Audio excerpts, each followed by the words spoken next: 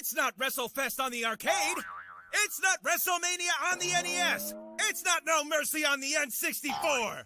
It's just a gunshot away from those fine retro games on Project 64. Retextured, remodeled, right on your home PC. Climb aboard, but watch your step. It's the all-new WWF Legends Challenge 64.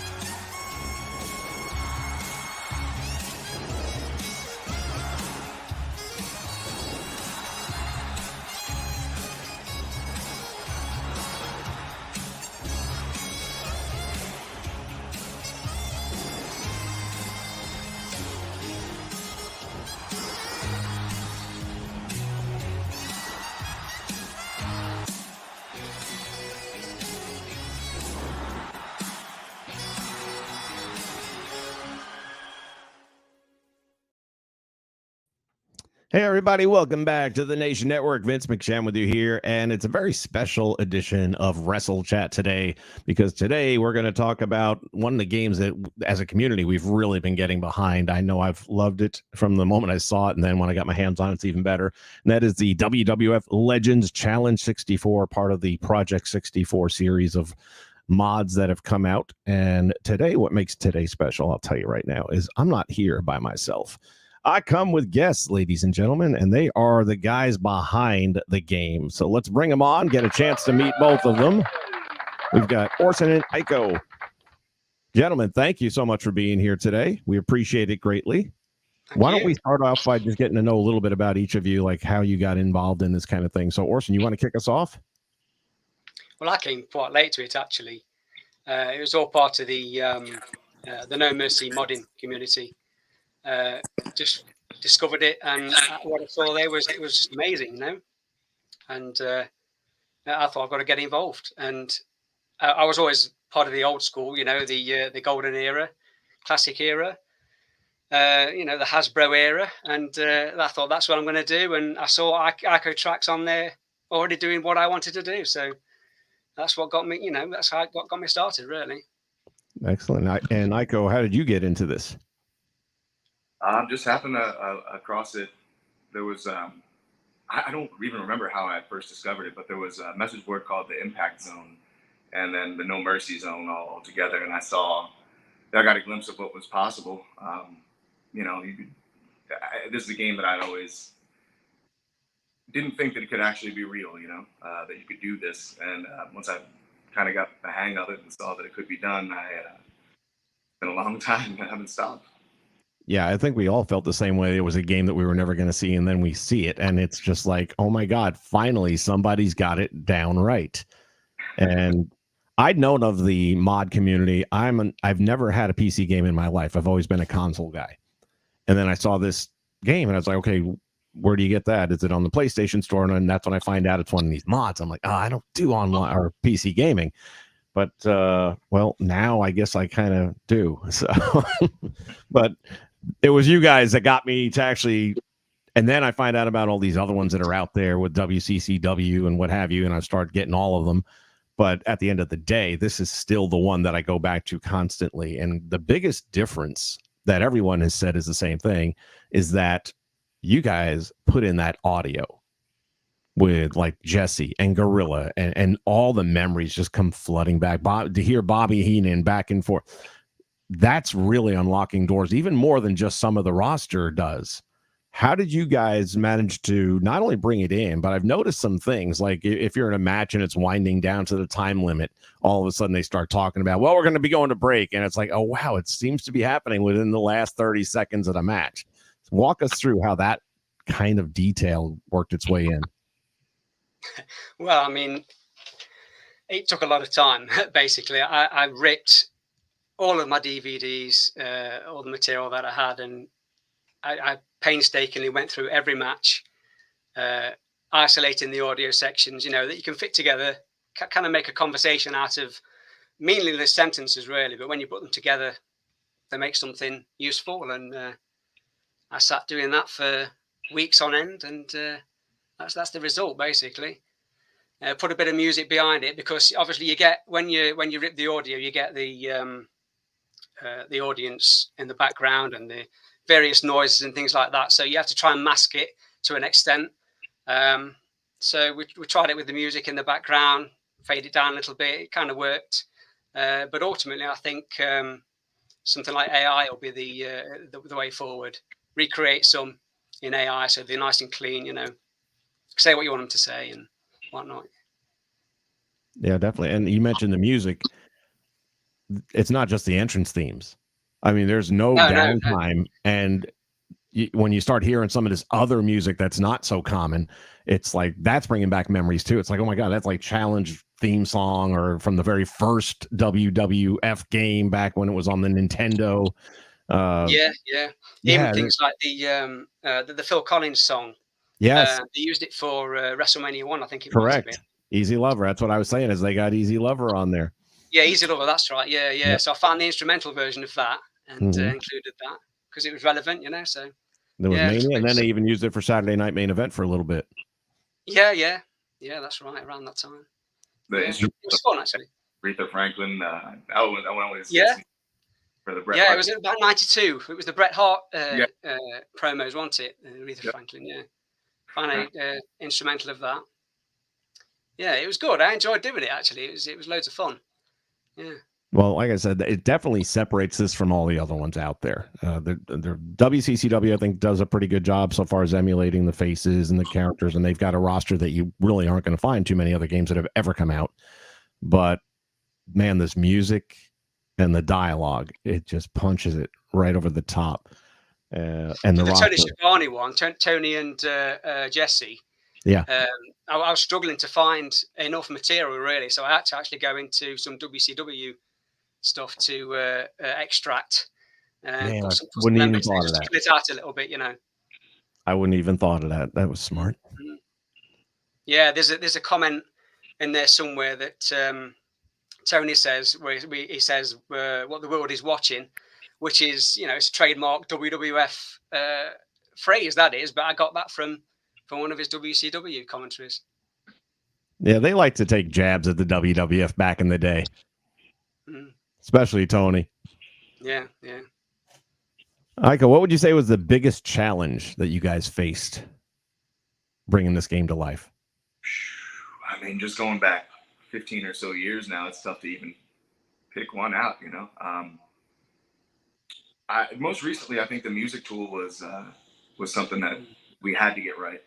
Because previous versions, we had one where we had to do a fair bit of work, and you had to be kind of computer savvy to get it to work. And every time you started the game, if you shut down your computer, it was, and we'd heard a lot of comments too. It was something that people were struggling with. So before we put this out, we wanted to make sure that wasn't going to be a challenge, no pun intended. So I think that was a pretty big come up, that was, but challenges. I mean, right now, we're squashing bugs left and right.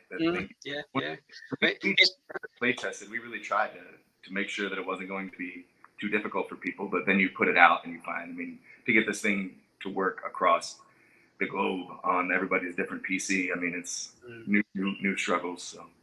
And you have that many more people using it, so you got to figure there's going to be extra eyes in there, and they're going to come up with a couple of different things that didn't exist before. And it's such a small team in the first place, so we can only have so many things realized before it's out in the world at large. And so now it's been, but we've been, Orson's been working very hard, and I think we've been running pretty smoothly right now. How many people altogether working on this project besides the two of you? I would say there's probably 5 that are consistently working on it, I think. There's obviously us 2. There's also Wolfpack that came in, and he's completely overhauled the interface completely. Everything that you see in the menus and everything, it's all Wolfpack. It is just amazing. And Lightning Geordie AD, he came in and introduced stuff to us that we never thought would be possible.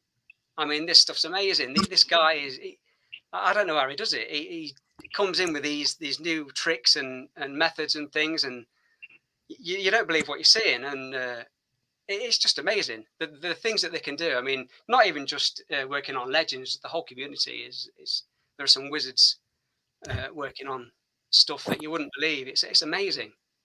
Some of the tools that you can use as well. I mean, Freem has released his virtual pro wrestling studio, which is an absolute milestone, which allows people like me to do the things that I do on Legends.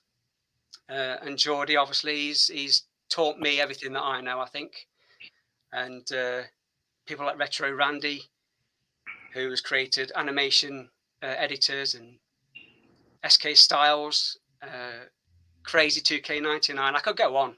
I'd reel a list. I mean, there's in the help folder, there's a kudos list that I included in there. And if you read that, I tried to include everybody in there, but if you read the first few columns, you'll see some of the people that works on it. They're just wizards. They really are.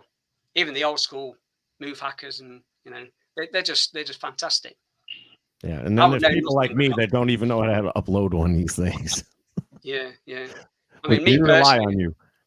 I can be shown how to do something, and I can do it. But I'm not very good at sort of taking it on and learning it myself. I need to be shown. Once I've got it, I can do it okay. But these guys, they're going out and finding these things out and teaching people like me how to do it. And that's how great the community is. Yeah, and I'm kind of the same way. Like when people have shown me how to upload, and one thing I've noticed with these Project 64 games is they're kind of the same, but then they're not. It's like each upload process has something about it that's quirky in its own way. It's like with this one, you have to do this. Right. There's one, and I don't even remember which one it was now, that had no texture files in the texture file. You had to copy them from another texture file and put them into that one and then map it. Which, again, this is all stuff I now know, but I would have had no clue in the beginning. So it's a good education. Mm-hmm. I want to shout out FTW Jamie too. Of course, yes, he's one of the original three. Yeah. He's been working on the arenas, and he's got some cracking new arenas coming up. They're breathtaking. Not in at the moment, but when they do go in, honestly, it is breathtaking. It's amazing. Forward to that. The legitimate. He's found down to the details of like what banners were hanging up in the arena at the time. Like, let's say he was working on from 1987. He's going to figure out which banners were hanging. What advertisements, if it's Mobile Oil or if it's Icco Pro. Yeah. The detail is unreal. I mean, I thought I was a nerd, but I think Jamie is probably a little bit more of a nerd than I am. Yeah, but he's fantastic. I can't wait to see what else he's got coming up. That's one of the things about the game is there is a lot of detail in it. The rings, the skirting, the building, different, you have Pontiac Silverdome. Just seeing dome arenas in any of these games when they didn't have them when they came out, that's an accomplishment. I mean, it's not easy. While I don't know how to, I know that it isn't easy to accomplish it because the game wasn't originally designed to do that. There was the thing where he was working on the MSG arena, and it was trying to get the banners, weren't it? The advertisements and things around the side, and there's one he couldn't figure out, and we couldn't work it out. So we actually contacted Madison Square Garden and asked them if they could identify it, and they did, and he's got that in. This is dedication, folks.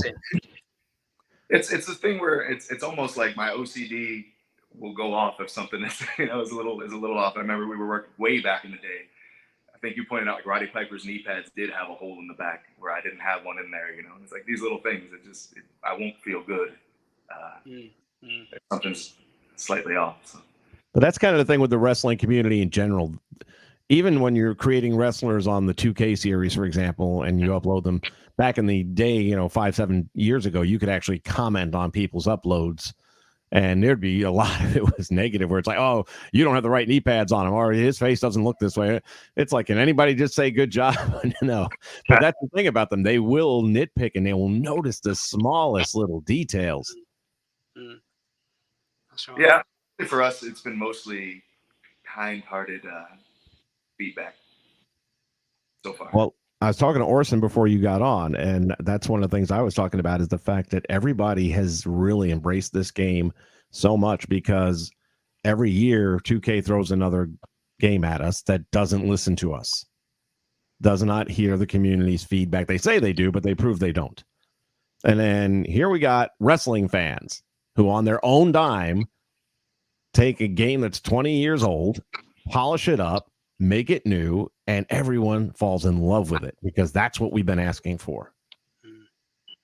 Yeah, it's the era as well, I think, and I think people are attracted to the textures. I mean, the artwork is second to none. Everyone knows the artwork of Icco tracks, and that's what initially attracts everyone, I think, to it, and the characters. Everything else is just a nice bonus, I think. So let's talk about that for a minute. Each of you has something specific you bring to the game. Icco, you doing the art, is that right?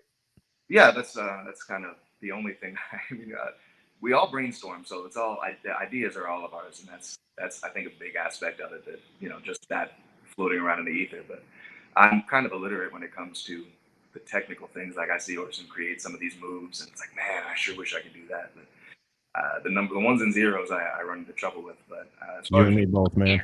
Down and draw all day long, and it's good for me too. It's helpful. So as far as the art's concerned, it's all new. It's not stuff that was ever in the game before, correct? Oh yeah, no. I mean, the original No Mercy textures are this big, and they're blocky, and it's charming, and everybody loves the Aki stuff. But we blow them up, and then it's all drawn. That's all drawn. It really is. It's something else. If you go into the texture folder and look for the textures, and I have zoom in on some of them, you can't believe what you're seeing. It's just so detailed, and it's amazing. You can't find a single fault with any of it. It's just amazing. I didn't know it was hand drawn though. That's what I was wondering. My next question was it like something that was a photograph that you found the right photograph and then you cropped out the part you needed and maybe enhanced it a little bit or something like that, like a Photoshop kind of thing? But you actually drew all that stuff? For the faces, I definitely find screen grabs or promo shots or whatever, and then it's you've got to pull it in to the No Mercy texture and kind of reshape it, and fix the shadows and just airbrush everything over and over again. Kind of put it's built upon a photo. The faces are, and then you've got to. It takes a lot of work to blend that in and make it work. But most of the logos and tights and like the Rick Rude tights, that's a I was just about to go there because it's not like you're just doing these 20 characters or however many on the roster. Then each of them has anywhere from 4 to however many different attire choices. Never enough. Yeah. I was going to have, I could sit there and work on Rick Rude stuff for the rest of my life and probably still not be finished. And I wish I could. But how long would it take you, do you think, to do one Rick Rude attire, start to finish? How much time would that be? I think it took me about a month to get those mermaid ones done from 1990. But again, this is working around work and my other career and kids and life and life. Yeah, so it's not like I'm just sitting there constantly working. I do remember just as an anecdote, I remember sitting down at a coffee shop for about 8 hours, and all I got done was revamping Hulk Hogan's teal boots. And it's like, man, what am I doing with my life? But I do love it. It's very good for every reason. It's helpful. It's cathartic. And Orson, you're doing the moves, is that right? Yeah, some of them. Yeah. Jordy's done a few as well, but we're trying to move from the old school move hacking types to the animation editing, and it's loads of fun. It really is. Yeah, it was a bit intimidating when I first started because it's basically a sheet full of hex numbers, but when you get used to it, so much fun. And the editors make it all so easy for you, so easy. The people I mentioned earlier are responsible for those, and that's the reason I can do it, because of those editors and tools that I can use. Yeah, one of the things I always say about any video game, whether it's wrestling or Call of Duty, anything, is the way you can tell people is it a good game? The good game factor comes in, is it replayable? Is it something you're going to play once and be done with it? Like, just throw it out there, AEW. That game crashed after 2 weeks. Nobody's playing it anymore because it doesn't have a strong replay value. This game, we're going back to it and over again. And it's got so much going. And when you think about it, what is the real difference? I mean, AEW has matches. This has matches. It's just a different vibe. It's a feel. They promised to deliver something. This does deliver something. Well, and to be fair, I mean, so much of that is No Mercy. You know what I mean? Yeah, but that's what they were going to do, they said. I mean, we just hope to add to it, and there's so much already that just little Easter eggs, little love letters to old school wrestling fans, and so that, I mean, I would hope that would be where some of the replay value comes in, and it's fun for me sometimes just to go through the menu screens and just look at all the wrestlers and all the attires they've got and all the different eras and things. With Giant Machine, I was pretty pleased to get that in as an alternate suit for Andre. I like when something like that comes along and it's like, God, man, how did everything is accounted for, and of course it's going to take forever to realize that, but I imagine we'll be working on it forever. So when you go to the menu screen, there are certain options that are not currently accessible. Do we plan on those being accessible at some point in time, or title mode? Well, create mode, for example. Create mode is interesting because it's going to be, I don't know that it'll ever be possible to have an actual create mode, just by way of the way the textures work, right? So, in No Mercy, let's say you make a created wrestler, you could change the shade of their attires and things like that. So that's kind of what we do to build the wrestlers. You have like Shawn Michaels, for example, so I'm working on right now. He wears Road Dogg tights, white and red. He's got Shawn Michaels knee pads, this and that, probably an eye patch or some kind of crazy thing, all different colors. And you dump that and draw on that. So for that reason, I don't know that actual creator wrestlers are going to be a real possibility. So I'm not sure what we'll end up doing with create mode. That's more kind of the back end of how we get our stuff in there.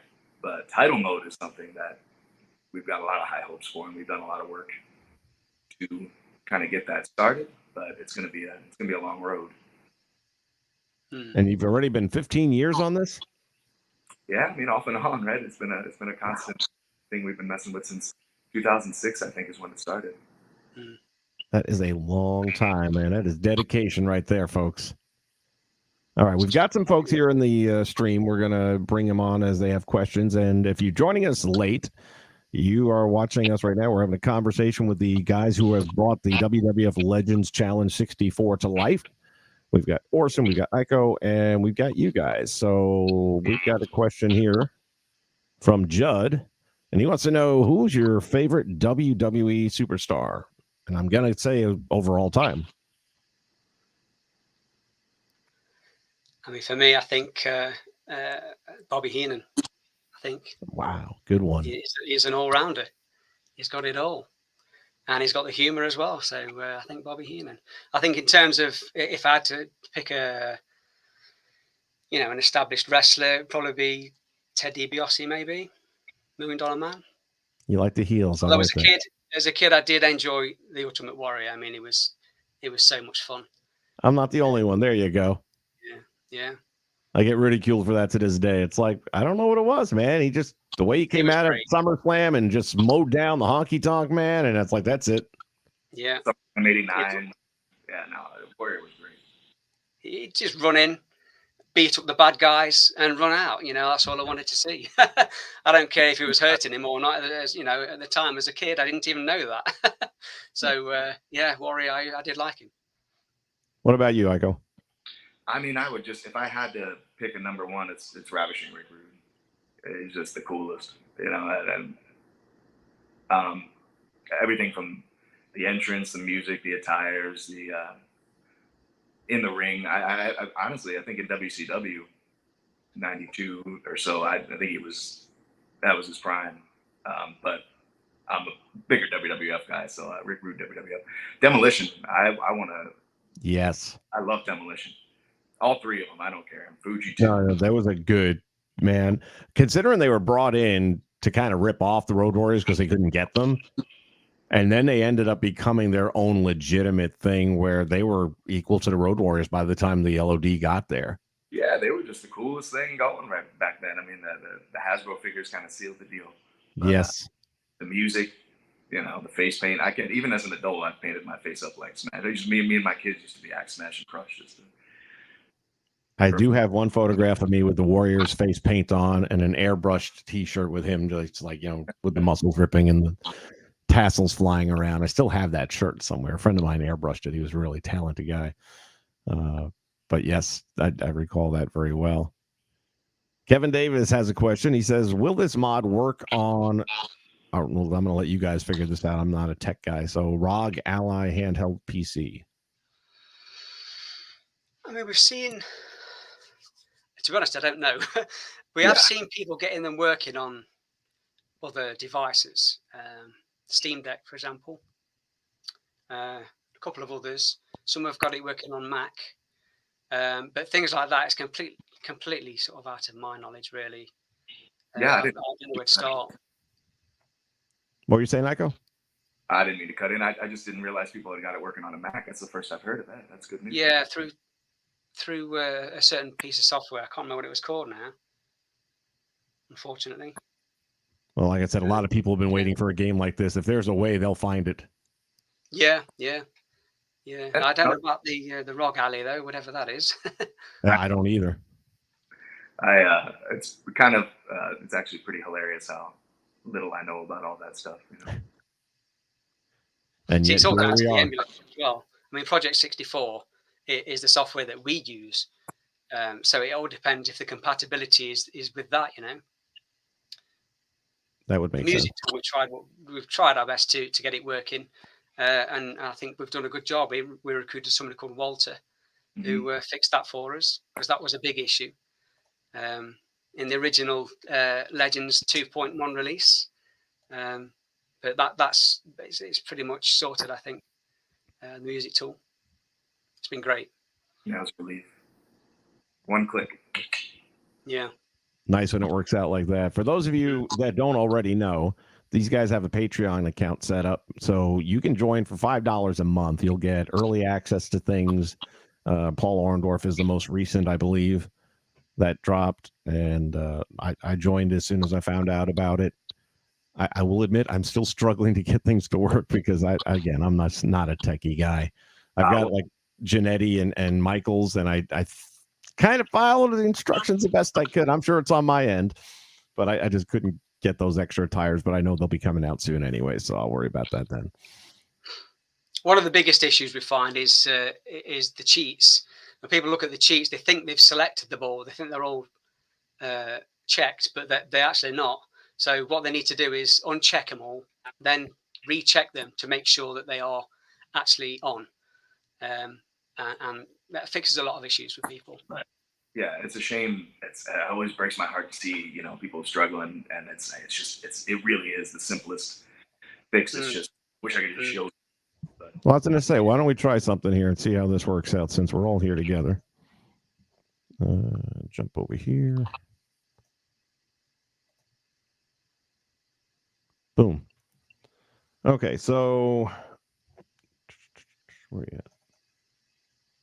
And I'll shrink this down just for a minute because you can see over here I've got the rocker stuff is here now. I've already done what I thought I was supposed to do, and maybe correct me if I'm wrong.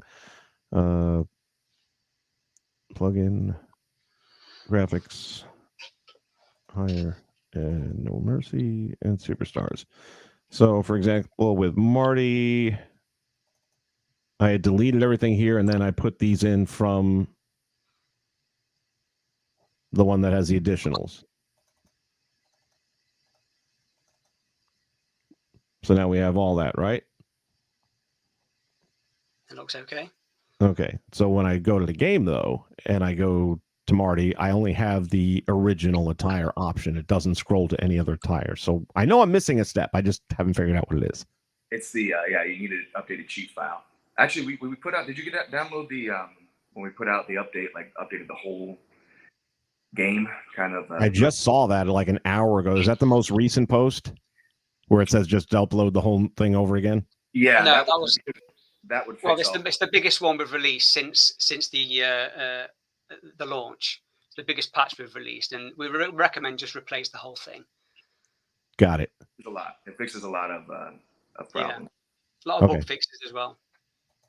Well, that might be the route to take then, because like I said, but going through these things, I was looking at the texture files and everything. I was just blown away by how much detail there was going into these things.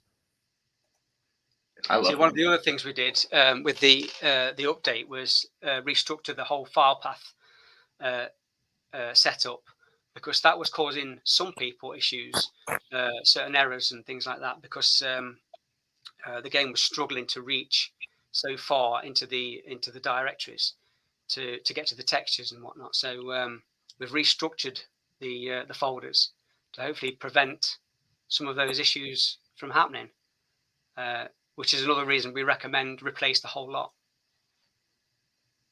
Okay, that sounds like it'll work. Yeah, and then you'll get all the rockers, and all that'll be set up. You probably won't have those oddball Rumble entries. The untextured wrestlers during the Rumble. I think that fixes that. The cheat file's updated, so all the moves will work without.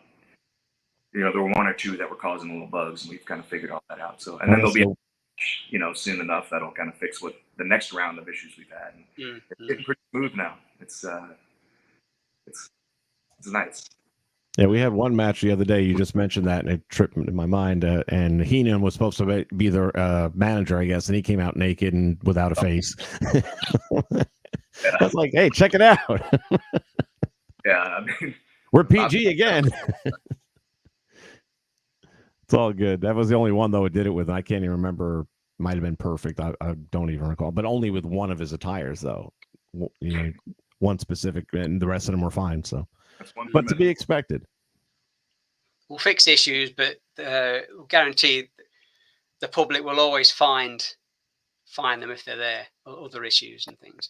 And we'll fix them, and then we'll add more things to the game, and there'll be more issues, and it will just be, it'll be ongoing. But we try our best to keep on top of them. Well, we all appreciate it, because we know you guys aren't drawing a paycheck from this, and it's a labor of love, and it's been so much fun to play, and just to... You're playing the game, you're hearing these voices, and all these memories flood in. And now we're talking, while this is going on, we're talking about these matches. Hey, do you remember this one, or do you remember that? And half the time it's like, no, I forgot all about it. Now you want to go back and watch that show. It's an experience. It really is. Homie, oh my. I remember you. In fact, I think we used some of your arena stuff. That's great. Excellent. And by the way, welcome to the Twitter audience. I forgot to mention that I linked them in as well. I don't do a whole lot on Twitter anymore, but when I do these, I like to include that in there, so there's content on the channel still. Yeah, the legend. You do get an honorable mention in the kudos file, by the way. There you go. How nice is that?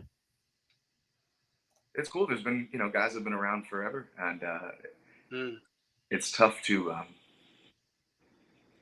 It's tough not to be, to stay involved. Once you find that you can do this, it's never done. It never feels like it's possible to stop. You remember I said the audience picks up on everything? I didn't even catch it. Hey, now. Princess Bride Andre.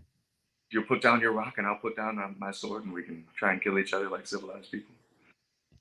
My dog's name is Lady, and every time I get out of bed in the morning, see her on the couch, I look at her and go, "Hello, Lady." She has no idea, but I know. Now, she might know if you've ever had it on in the background. They're smarter than we give them credit for. No, mine are. It's a brother-sister team, and they're the dum-dums. They earn it. Trust me, they earn it, but they're lovable, so it's okay. I keep telling her, you got your looks. You're all right. Don't worry about it. You got to have something. All right, here's the trivia question I ask everybody. What is the very first wrestling match you ever saw that made you a wrestling fan? Is this live or or on television. Whatever your first exposure to wrestling was, that you needed more of that. See, in the UK, it was difficult. It was difficult back in the day. You catch the odd show, maybe catch a glimpse of Honky Tonk Man or something, but it was difficult. And it was only when the satellite TV came out, late 80s, very early 90s. I think we got Sky in 1990 or something, and I could start watching it then. Knew it existed, and that was it. I was in. But before then, it was really difficult. And but was there a match or a wrestler in particular that you saw finally and said, "Okay, yeah, this is it for me. I'm in"? I mean, I'd seen the magazines and things, and I knew that I wanted to watch it. But as far as the first thing that I saw, I think the first actual event I actually watched on television was Survivor Series 90, and which is still one of my favourite events, actually. That is, and that's it. I never looked back. It's fantastic. I love it. It's absolutely great. What about you, Icco? I can remember the first things that come to mind are I was a huge Elvis fan. I was like 3 and 4 years old. That's one of my earliest memories. I loved Elvis. And my older brother is 7 years older than me, so we had some VHS, recordings from TV, and I think all it said was wrestling on it. And there were the two things that I remember were Saturday night's main event, where the first match was Honky Tonk Man versus Hulk Hogan, and then we had SummerSlam '89. And halfway through the tape, it would get real fuzzy, and like the tape was messed up. VHS. But Honky Tonk Man and Dusty Rhodes. And so I remember just being, some of my earliest memories were just seeing Honky Tonk Man as like a wrestling Elvis, and his jumpsuits and the way they, the shine off of the sequins and things like that. And I just remember kind of Honky Tonk Man might have been the first wrestler that I was like, oh, look, he looks like Elvis. And I was hooked. And then, of course, then you see Demolition, and you see Warrior, and these just human fireworks, just colorful, larger than life. The music, the way the announcers would overhype everything. And at the time, it had like the structure of it was still a sporting event, right? I mean, it was interviews in between matches and match graphics and stuff. So, but it was so, over the top and kind of campy. But still kind of rooted in this as a sports show. And so there was no other sports show that gave me that. Yeah, no. And you mentioned the Elvis thing. My mom was a big Elvis fan, and then he passed away on my dad's birthday when I was probably 10, 11 years old, somewhere in there. I knew of Elvis. Well, after that, of course, she goes out and buys all these records and starts playing them all day long. And now I'm really getting to know him better and getting much more familiar. And then I end up becoming a super fan as well. Actually did an Elvis tribute act for a little while. So, yeah, I mean, I was all in on that. And then when the Honky Tonk Man come along, I'm watching wrestling one day, and she comes through the living room and sees that. My mom is not a wrestling fan, but she was watching for that match only because here's this guy coming out looking like Elvis with the whole jumpsuit on and all that. And I had to explain to her, you're not going to like him in a minute, but it's okay. I think that was the day he took the title off of Steamboat, the Intercontinental. It's funny. Honky Tonk Man just making lifelong fans over here. Indeed. What a character. I mean, I'm so bummed that Walter ended up eclipsing the record there. Well, nothing lasts forever. Yeah, I suppose. What's next? I mean, obviously you guys are still patching and doing some additional work, and you talk about arenas and roster, but do you guys have another project that you want to eventually shift gears towards, or are you going to stay on this? I can't think of anything I'd rather do. I mean, if anything, if we ever get this to a point where it feels complete, which I don't think is even possible, not enough hours in the day. But I mean, I could see having like a sequel game that does, 93 to 97, 98. But I don't know if we'll ever get there. And I just don't love that as much. No. See, for me, I'm sitting over here, and I mentioned, I found other games like WCCW, so there's something for that, to scratch that itch. The one I haven't seen, I can't believe no one's done one, is AWA. Yeah, I mean, That's right. it would be easy, I think, for hopefully new modders and new people who are interested kind of look into how to make this happen. And there's still so many people working on it that have been working on it for years. It's like it can be, you can use Legends as a jumping off point. We've got a lot of things like Mr. Perfect has AWA attires that he debuted with. Yeah, and you even have Lawler with the belt, or no, it was a WCCW thing, I think, where they had him with the AWA belt. Yeah. But I'm like, man, how can they have that but nothing else for AWA? Especially in that game, you would think they had a bit of a crossover, but it is what it is. There are few little nods to AWA, like you said with the Mr. Perfect trunks and whatnot.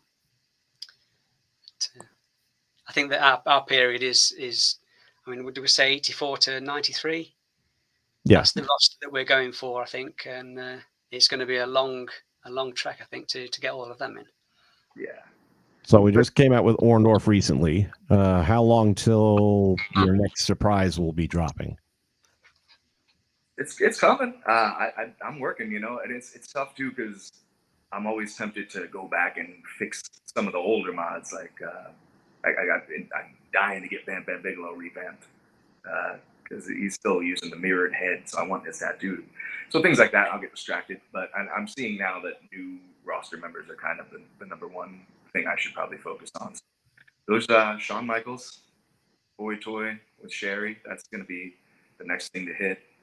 And then from there, I mean, I've got enough suggestions. I think you'll look at the YouTube comments. It's like, well, where's Tito Santana and the Nasty Boys and Tatanka and Sid Justice and Ric Flair and where's it's almost like angry. Like I'm trying, man. It's coming. I'll just go out there and say right now, Tito Santana and Barry Windham are my two all-time favorites. Well, it's going to be soon because I can't hold that door back too much longer. And I feel like Ric Flair is on the top of a lot of people's lists. Seems like Duggan needs to be there. I really want to get Greg Valentine in there, almost more so I could do the black hair, rhythm and blues, ridiculous looking Greg Valentine. The Road Warriors, Legion of Doom. There's cool things happening there. But I could sit here and I mean, there's not enough. Oh yeah, and I get it. That's one of the reasons why I was asking you how long it takes in general just to build one character, because you multiply it by all these names we're throwing out that aren't in the game yet. Right. And if you did bring Windham, it'd probably be Windham and Rotundo because they were the tag team champions in the '80s. So yeah, and Widowmaker, cool because I mean, you have Widowmaker, you have the Blackjack version of Barry. That's true. That's far in the future. Well, yeah, that's true. But I'm just saying it's to just do those two alone, that's going to take how much time, and then you got all these other, like you said, Valentine. It's a time-consuming process. Yeah, and I mean, I'm obsessive over the details, and so it takes a while. And again, there's just not enough time to work. I mean, if I could do this for a living, I'd be a happy man. But you got to pay the bills. So it takes a while to sit down and first you get the face and then the hair and then the upper body, and so that's probably a week right there, depending on how detailed. That's why the Rockers were always so scary to me, because some of those 90 attires, I knew were just going to take so long. But I'll always be working. That's a fact.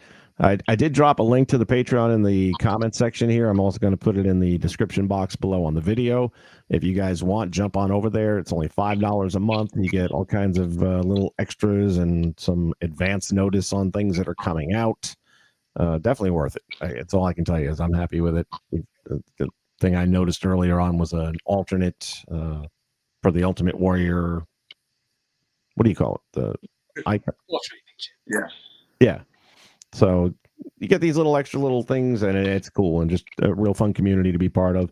And $5, man, that's a cup of coffee. And it's not something we had planned on even doing. It's just that RGT 85 video came out, and he had mentioned something about that. And I was like, well, sure, we can. And now I feel like I want to always have something. There's always something going, right? Because we are working all the time, so it seems like these little bits and pieces that we're just sitting there. It's nice to be able to just blast like here. we did this. And then publicly, we'll always be releasing patches. It seems to me like, just as a thank you to the Patreon subscribers, we want to get things out as soon as they're done, and then kind of package everything up into a nice big sweeping update and release that publicly a couple times, 1-2 times. Well, I can tell you right now, everyone in this community has really rallied around this game since I started streaming this game. Higher numbers than I've had in a very long time for any game that's launched. A lot of times when a game first comes out, you'll get some numbers that'll bump up, and then it kind of, bumbles down a little bit. But they weren't bumping up like this. I mean, people were really wanting to know more about it. A lot of people didn't know about it before. Thought it was like a cartridge somehow that was available for the N64. I mean, it's just been a blast to have all these new people coming on board, seeing it, exchanging memories, ideas, and just whatever information we can pass back and forth as a community. So I wish you guys nothing but continued success. I would love to have you guys come back on and do this again as time goes by and you have more release coming out and maybe some new subjects we could talk about with that game, or any other project you guys might be, working on. I think the interest has picked up a bit now because people can actually play it without it crashing all over the place since the 2.1 release. Well, it's been a blast. I really have enjoyed this game immensely, and I never had an N64 in my life until 3 months ago. With Ultra Pro, when they were starting to do their stuff, they asked me if I'd help out, which I did. I do some voiceover work. Nice. And that's when I started learning more about N64. And I said, okay, well, their game is based on it. They're coming up with all their own motions, stuff like that, but it is Aki based. So I had to go out and get a used system somewhere and a bunch of used cartridges, and then I started getting into that a bit. But then you guys make it so much easier. By the way, my PS5 thanks you because it gets a rest now. My PC, not so much, but my PS5 does. Because now I'm all of a sudden, it's like a click, boom, and it's there. I don't have to rewire things. I don't have to bring in an N64 and port it in. I can just write off the PC and rock and roll with it. It's been a great experience.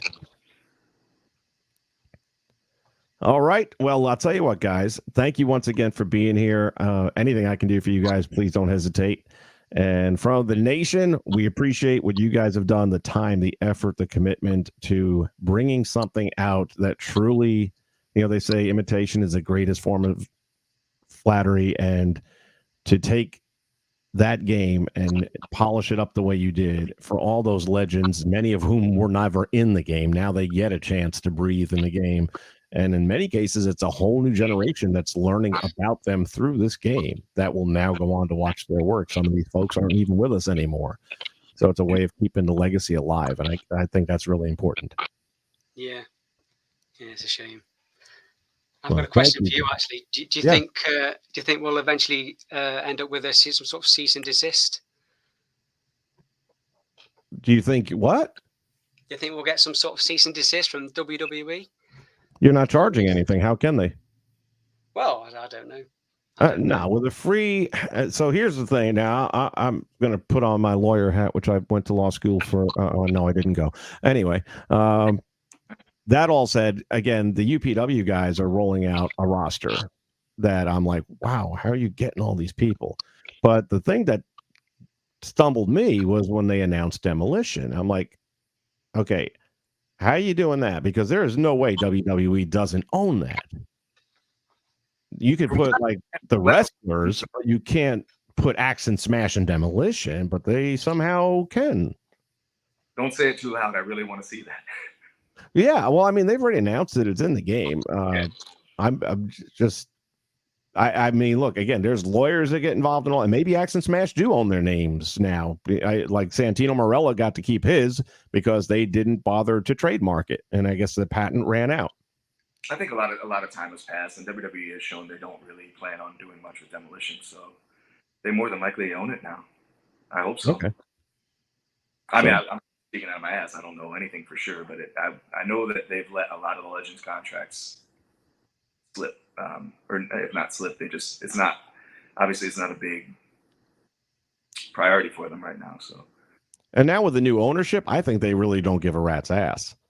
Yeah, Vince had personal issues with some of these guys where he might want to tug their chain and say, "No, you're not making any money off of them, pal." But I don't think right now that the fine folks over there at whatever the TKO, that I don't think they care. I hope not. That would be a shame. Yeah, I don't imagine it's going to be an issue. I honestly, I think if you were going to have a problem like that, you'd have had it already. I mean, maybe. These last 3 weeks, I mean, it's everywhere. It's any wrestling YouTube page or Twitter, and I mean, everyone's playing it. That's awesome. And if they're not, people are streaming and watching it. So it's had a pretty good audience at this point in time. And if they thought it was a problem for them, to your point, I mean, how many legends did they have in this year's game? Not that many. I mean, maybe they will now. Maybe we'll see. You know what? They had legends at WrestleMania. The game itself wasn't great. I always said what they should have done is just stuck with the regular game they have and just made it with the roster. But even though the game wasn't great, it was good because it had the roster it had. And the fact that it didn't sell so well is because you didn't have a good game. If you would have kept your, I don't remember which year it came out, but let's just say it was, 2K13 or something like that. If you'd have kept that engine and just used the new graphics of all these legendary wrestlers, you would have had both. You would have had a great game. Instead, you had a game that played kind of wonky. Yeah, there was like the mini games and things. This didn't flow, but yeah, I mean, I as long as folks like us are still breathing, I think there'll always be an audience for that because there's nothing quite like it. There's nothing like that era of wrestling and the music, the colors, the personalities. I mean, these were madmen run loose. And that's part of, I think, the reason why they don't do it.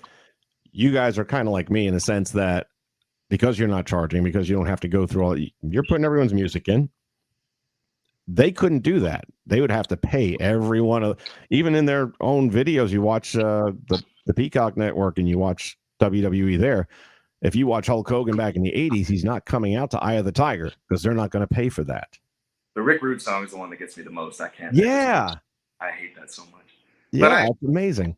And to that end, the license get official games are kind of at a disadvantage there because they can't do what we're able to do and just use whatever it really was. Like the knee pads, I'll put the Trace logo on it or whatever body glove you're using. I mean, and that's why, it never will. When money gets involved, then things get. Well, look what happened with the tattoo artist trying to sue Randy for Randy Orton's likeness in the video game, and I'm like, you got to be kidding me. When money gets involved, you lose a little soul, and that's just life. That's just the way it is. So we'll keep our game full of soul. And yep, the same thing. I can't make any money on my channel because I use the actual music from different eras and stuff like that. And it is what it is. I just, as long as it doesn't get me a copyright strike, that's all I worry about.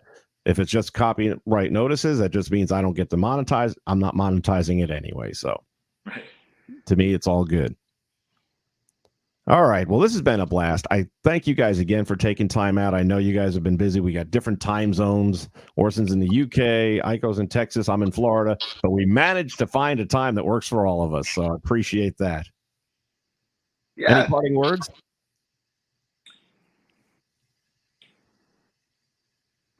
Sorry, don't. Yeah. Yeah. Thanks for having us on, basically. I've never done anything like this before, and it's been very different. I'll tell you that. Well, I'm glad you did it. Hope you enjoyed it. Yeah, certainly. Yeah. I think we'll do it again. Actually, they were telling me before we went on, this is the first time they've ever done anything like this outside of their forum, and I'm like, well, the old saying, you never forget your first. So. Yeah, we've always just typed at each other, but. No, I just want to say it's brought me a lot of joy these past couple of weeks to see people, that it means something to people and that it's fun, and it's a tough road to hoe these days. Life is not easy. And just to have a little blip of happiness, bring you back to a place in childhood or whatever it does for you. I mean, just even if you just like the lights and colors, it means a lot to me. It's a great distraction from life. And like you said, we all need it. So for that, thank you guys both. And to everyone on the team that helped. Thank you. We appreciate it very much. Thank you. All right, that's going to wrap this one up, folks. Thank you all for watching, for adding your questions in. Again, the link for Patreon is here in the chat. I will put it on the description box after, and join up, man. Be part of it, and we'll get more information and more products out here and content and wrestlers and all that great stuff in the very near future, I am sure. Thank you guys once again. From ringside, Vince McSham saying so long, and we'll see you next time right here on WrestleChat.